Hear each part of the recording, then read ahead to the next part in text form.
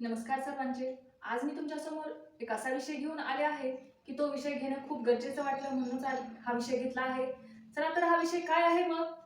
अभ्यासात मागे असणाऱ्या मुलांना कसे शिकवावे किंवा त्यांना अभ्यासामध्ये कसे हुशार करावे किंवा कसे तयार करावे. त्यांना जर काहीच येत नसेल तर त्यांना अभ्यासासाठी कसे प्रेरित करावे याच्यासाठी मी तुमच्या समोर 10 टिप्स म्हणजेच ट्रिक घेऊन आले आहे.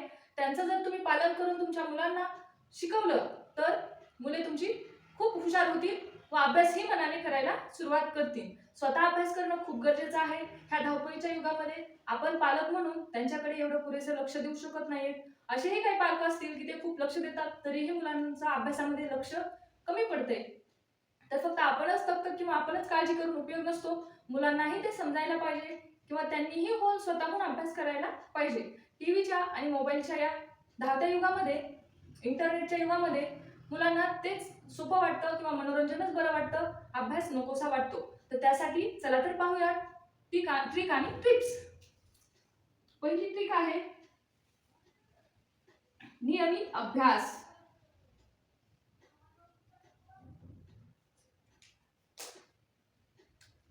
नियमित अभ्यास. मग नियमित अभ्यास करणे म्हणजेच काय? तर नियमित अभ्यास करणे म्हणजेच सारखा अभ्यासच करत बस, उठलं की अभ्यासच करत बस असं नाहीये. तर नियमित अभ्यास म्हणजे त्या अभ्यासाची एक ठराविक वेळ ठरवायची आहे तुम्हाला. त्या अभ्यासाची एक ठराविक वेळ ठरवून द्यायची आहे किंवा तुम्ही ठरवायची आहे. आणि मुलांना शाळेतून आल्याच्या नंतर थोडंसं फ्रेश होण्यासाठी वेळ देऊन खेळण्यासाठीही वेळ द्यायचा आहे आणि नंतर अभ्यासाची वेळ एक फिक्स करायची आहे आणि रोज त्याच वेळेला मुलांना अभ्यासाला बसवायचे आहे. याने काय होईल तर मुलांना अभ्यासाला बसायची सवय लागून जाईल व त्यांना त्यांची अभ्यासातली एकाग्रताही वाढेल. पुढील आहे छोट्या छोट्या गोष्टींमध्ये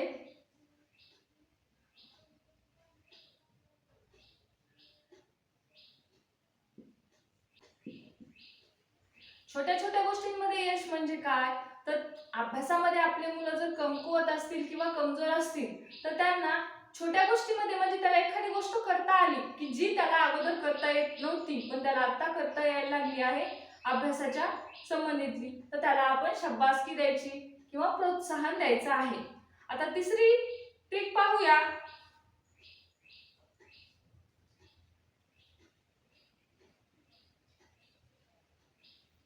मनोरंजक अभ्यास.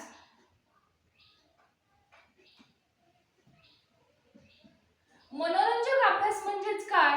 तर मुलांना काही गोष्टी अभ्यासाच्या काही गोष्टी आपण व्हिडिओ क्लिप द्वारे दाखवू शकतो. त्याच्यातून त्यांना समजण्यास मदत होईल आणि काही ऍक्टिव्हिटीच्या स्वरूपामध्ये काही गोष्टी आपण त्यांना समजावून सांगू शकतो. आता पुढील ट्रिक्स पाहूया.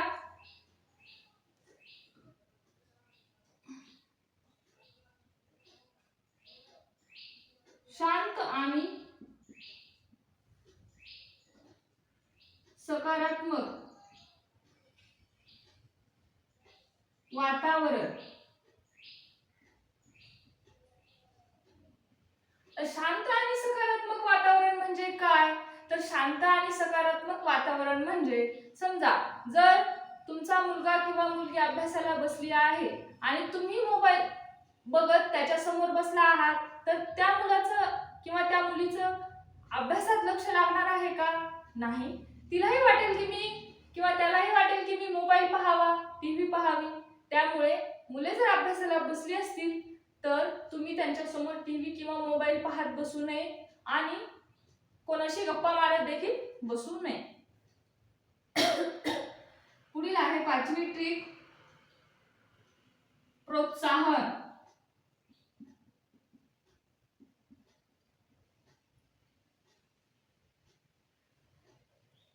प्रोत्साहन म्हणजे काय? तर प्रोत्साहन प्रत्येकच पालक आपल्या मुलांना करत असतात. तर तेच प्रोत्साहन आपल्याला द्यायचं आहे किंवा तुला येत नाहीये तू करू नको असं कधीच म्हणायचं नाहीये की तू करून बघ, तुला जेवढं जमेल तेवढं कर, जे नाही जमत ते आपण नेक्स्ट टाइम ट्राय करूया असं आपल्या मुलांना म्हणायचं आहे. आता 6वी ट्रिक पाहूया. किंवा टिप्स पाहूया.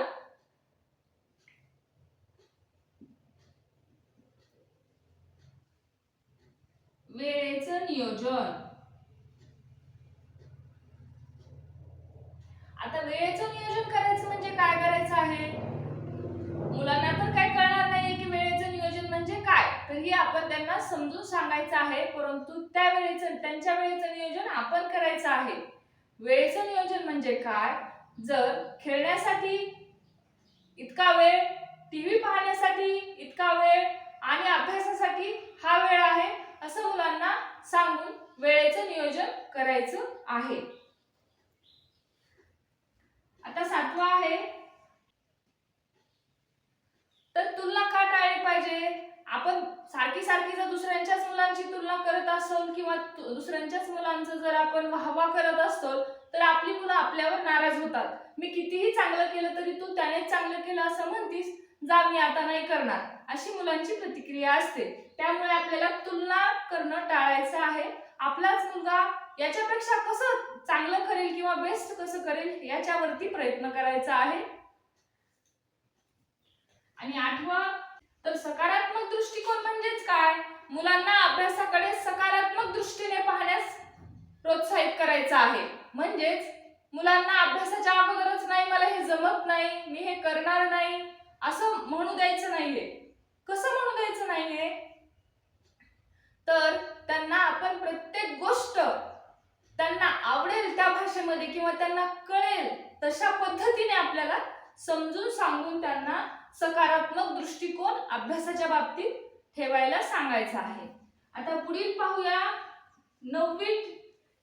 9वी टिप्स, मदत. तर शिक्षकांची मदत आपण कशी घ्यायची आहे हे पहा.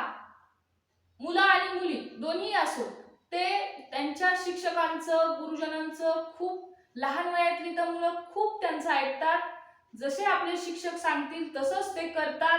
मग अभ्यास असो, वागणूक असो, राहणीमान असो, तर आपण शिक्षकांची मदत घ्यायची आहे. आपण शिक्षकांना जाऊन भेटायचं आहे आणि त्यांना सांगायचं आहे की माझ्या मुलाला इथे इथे तो कमी पडत आहे, तर एवढी मला तुम्ही मदत करा. मग त्याला शाळेमध्ये सर किंवा मॅडम जे असतील ते शाळेमध्येही त्याला तू हे अभ्यास कर, तू हे करून आण, घरी येऊन हे पाठ करून आण, हे लिहून आण असं सांगतील. त्यामुळे मुलाच्या अभ्यासाकडे लक्ष केंद्रित होईल. आता पालकांची ही टिप्स किंवा ट्रिक सांगण्याची गरजच नाहीये, कारण आताच्या सध्याच्या या युगामधील जे पालक आहेत ते खूप आपल्या मुलांसाठी, मुलींसाठी खूप जागरूक आहेत आणि त्यांना अभ्यास, शिक्षण याविषयी सर्व माहिती आहे. त्यामुळे पालकांची साथ ही आपल्या मुलांसाठी आयुष्यभरासाठीची असते. ते प्रत्येक अडचणीमध्ये आपल्या मुलाला किंवा मुलीला प्रोत्साहन देतात आणि साथ देतात. तर फक्त मुलांवरती बर्डन न देता त्यांना खेळू करू शिकू या पद्धतीने शिकवायचं आहे. आणि तुम्हाला कसा वाटला हा व्हिडिओ? ह्या 10 ट्रिक्स किंवा टिप्स तुम्ही जर फॉलो केल्या तर तुमच्या मुलाला, मुलीला तुम्ही नक्कीच हुशार बनवू शकताल आणि हुशार बनण्यासाठी त्यांना मदत करू शकताल. धन्यवाद.